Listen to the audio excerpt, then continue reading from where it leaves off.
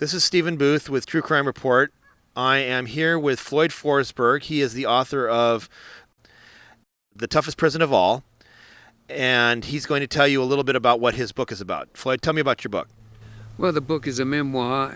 I used to be a bank robber, and it's about becoming aware that it's not the way to live. And my life in prison, I spent 33 years in prison total, and the experiences I had in there, and there's some dedicated people that really helped turn my life around.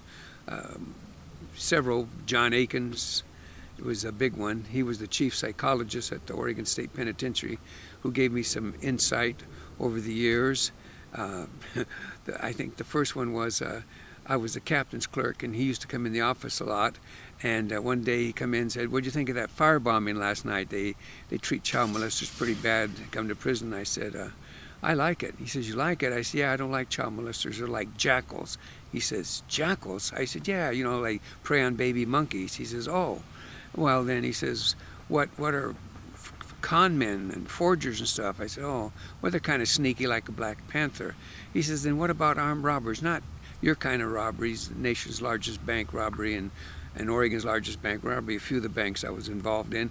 He says, "Just people that rob liquor stores and stuff." And I said, "Well, they're probably lions, because the armed robber is the king of the beast and that." And he says, "What about you? $1 million bank robberies and escape from escape-proof prisons?" And I said, "Well, I'm like the cheetah, the fastest animal of all." And he'd often do this to me, so I'm talking, and I'm proud of what I'm proud of what I've been and am at that time. And he looked at me and says, "You're missing something." I said, "What's that?" He says, "Whether you're a panther, a jackal, a cheetah, or a lion, you're all predators, and that's why we have to keep you locked up in a cage."